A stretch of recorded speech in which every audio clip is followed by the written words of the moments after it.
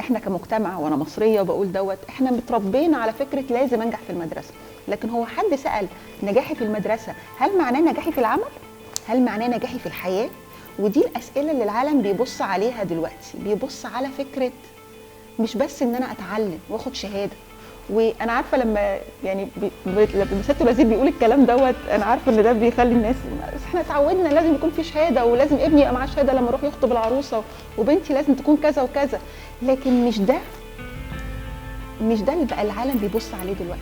قدره حضرتك على الالتحاق بسوق العمل بقت سؤال مهم، قدره حضرتك على النجاح في الحياه ودعم التماسك الاجتماعي بقى شيء مهم جدا جدا. المهارات اللي تمكنه من هو يكون عنده المرونه الكافيه، عنده الابداع، عنده القدره على التواصل والتفاوض والتعاطف وتقبل الاخر واحترام التنوع، ده اللي هيخليه ينجح في بيئه العمل. من اهدافنا ان احنا الولاد يقدروا يوصلوا لتحقيق امكانياتهم، هم عايزين يشوفوا فين في المستقبل، فازاي تقدر تساعدهم بخلق بيئه داعمه وتخلق كل العوامل اللي تساعد الاولاد دول يوصلوا لمكان ما هم عاوزين يكونوا موجودين في المستقبل. مصر بتغير المنهج وبتحط منهج مختلف جديد بناء على المهارات الحياتيه والمعارف العالميه، ده حقيقي فعلا. الحقيقه العالم كله في دفع ناحيه فكره التعليم القائم على المهارات، وان المهارات هي الحاجه اللي جايه. ودي مش بس الدعوه بتاعت يونيسف، منظمات كتير عالميه بما فيها البنك الدولي بيدفع الى فكره المهارات. انا يتهيألي لو كان يمكن اشتغلنا على تعليم 2.0 من 10 سنين مثلا، او ممكن من اكتر، يمكن كنا في تعاملنا مع كوفيد 19 بقى شويه مختلف. في الحلقات اللي فاتت اتكلمنا على 3 من أبعاد التعلم الموجودين في إطار المهارات الحياتية، واللي كانوا بيركزوا على مهارات التعلم ومهارات العمل ومهارات التعايش. وعشان الصورة تكمل، النهاردة هنتكلم مع بعض على البعد الرابع، وهو تعلم لتكون، وهيكون تركيزنا على مهارات تطوير الذات. يعني ايه مهارات تطوير الذات؟ وايه أهميتها؟ وليه محتاجين ان احنا نطورها؟ مهارات تطوير الذات معناها اننا نعرف قدراتنا، نقدر نتحكم في سلوكنا وعواطفنا، وان احنا نقدر نتواصل مع الآخرين، نحدد لنفسنا هدف، واهم من تحديد الهدف اننا نتعلم ازاي نصيغ الهدف ده، وان احنا نكون مسؤولين عن نتائج اختياراتنا. ودي كلها مهارات مهمة عشان جيل بكرة، الجيل اللي بنطمح انه يكون مصدر قوة لتحقيق التنمية وقيمة مضافة للاقتصاد القومي. وعشان كده منهج 2.0 تناول المهارات الذاتية، اللي اقصد بيها مهارة إدارة الذات والتواصل والمرونة والمحاسبية على مدار الفصول والمراحل المختلفة. منهجنا دعم مهارة التواصل، وده ظهر في الصف الأول الابتدائي لما المعلم طلب من التلاميذ أنشطة مختلفة بيتواصلوا فيها بطرق مختلفة، زي الرسم أو التعبير اللفظي أو الإيماءات الجسدية أو استخدام العرايس علشان يبتدوا يسردوا القصص بتاعتهم، وابتدوا ياخدوا آراء بعضهم البعض. وبيكبر الأولاد وبيكبر معاهم المهارات دي وبتتطور. ففي سنة 3 ابتدائي بيكون عندهم في مشروع شارك إنهم يعملوا مشروع لتطوير كانتين المدرسة.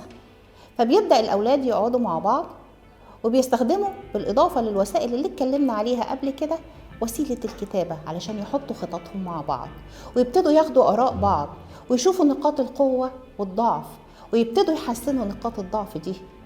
وكل تلميذ من التلاميذ اللي بيشارك في وضع الخطة دي بيحس بمسؤوليته التامة عن القرار اللي خده، ومن هنا بتنمو عندهم مهارة المحاسبية. ودلوقتي جه الوقت اللي هقولك فيه على 5 أنشطة ممكن أستخدمهم مع ابني وأنمي فيها مهاراته الذاتية. أول حاجة ممكن أديله الحرية في الاختيارات البسيطة، زي اللبس مثلا، إنه يختار اللبس اللي هو عايز يلبسه، أو اللعبة اللي عايز يلعب بيها، أو الأكل اللي عايز ياخده معاه المدرسة. ومفيش مانع إن أنا أخليه يحضر الأكل ده بنفسه وأعلمه الاعتماد على النفس. كمان مهم جدا إن أولادنا يعرفوا أهمية الوقت وإزاي يستغلوه الاستغلال الأمثل، وده هياخدنا للنشاط التاني. فممكن أعمل لابني سبورة أو نوت بوك بيسجل فيها كل اللي عايز يعمله في خلال اليوم أو الأسبوع، أو ممكن إن أنا أخليه يعمل خطة قصيرة المدى بيحدد فيها أولوياته، زي الأكل والشرب واللبس والمذاكرة والأوقات الخاصة بده. ومهم جدا إن أنا أدربه على إن هو يتأكد من تنفيذ المهام اللي حددها لنفسه في خطته بنفسه. وكمان مهم جدا وممكن قوي إن أنا أعمل له خطة طويلة المدى، دي هتاخد فترة زمنية أطول. ممكن فيها يتعلم مهارة أو ينمي فيها هواية، سواء كانت مهارة رياضية أو مهارة علمية.